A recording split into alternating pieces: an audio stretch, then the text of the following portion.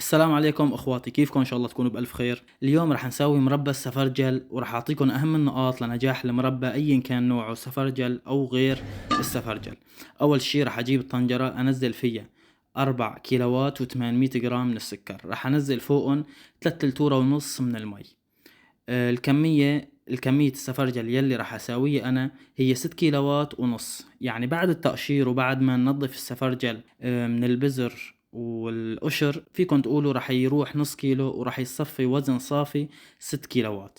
يعني احفظوا المقادير مشان اذا بدك تسوي بنفس المقادير. هلا رح اقشر السفرجل طبعا بعد ما نظفته كتير منيح، وانتبهوا لهالنقطة، في سفرجل بيجي على قشره زغب، فهذا نطفوه وبده فرك بالغسل، يعني بده فرك كتير منيح مشان يروح. وللأمانة هو هذا النوع الكويس للمربى، بيجي على قشره فيكن تشوفوه انتم مثل زغب او تحسوه مثل وبر. المهم هلا راح اقشر السفرجل. ونقطة مهمة بتقشير السفرجل، بنحط جنبنا وعاء يكون فيه مي عادية، يعني لا سخنة ولا باردة ولا اي اضافات، مشان ما يسود، لانه السفرجل سريع كتير انه يسود. بعد هيك راح اصفيه، عفوا راح اشيل القشر منه واشيل البذر. طبعا في ناس بتستعمل كم بذرة بقلب المربى بقولوا، وما في إلا اي ضرورة للمعلومة. يعني اذا الا بدكم يعني تخزنوا المربى لفترات طويلة، فيكم تستعملوا كم بذرة، لانه هاي تعتبر من المواد الحافظة الطبيعية يعني بشكل عام.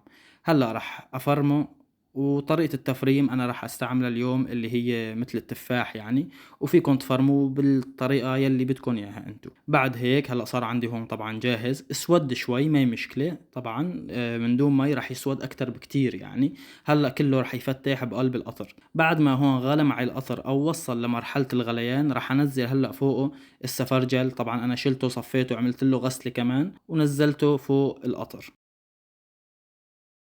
راح اغطي هلا واعيفه مثل ما شفتوا. هلا لهالمرحلة هي صار له عندي ساعة كاملة، يعني ساعة لحتى وصل هيك لهالمرحلة هي. هلا راح اغطيه كمان واعيفه ساعة. تمام، ساعة يعني هو المرحلة كلياتها اكل معي طبخ ساعتين بالتمام.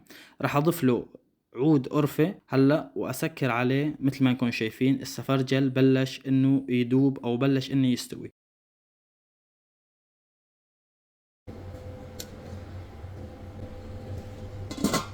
يعني هلأ هيك راح أشيل. مثل ما انكم شايفين بتطلع عندكم رغوة بهالمرحلة هي، مثل اللحمة فيكم تقول لما بنغلي لحمة يعني. هلأ بغطي 5 دقايق بس والسفرجل صار جاهز. طبعا أنا طفيت عند هذا القوام مثل ما انكم شايفين. إذا بدكم قوام أسمك، طبعا هو راح يسمك هلأ بس يبرد، وراح أفرجيكم النتيجة النهائية. راح يسمك بس مو كتير. إذا بدكم قوام أسمك من هيك بتقللوا المي. أنا حطيت مثلا 3.5 لتر، فيكم تحطوا إنه 3 و200 جرام، 3 و200 ملي، أو 3 لتورة صافي إذا بدكم أسمك من هذا القوام. هلأ راح أفرجيكم القوام تاني يوم من السفرجل.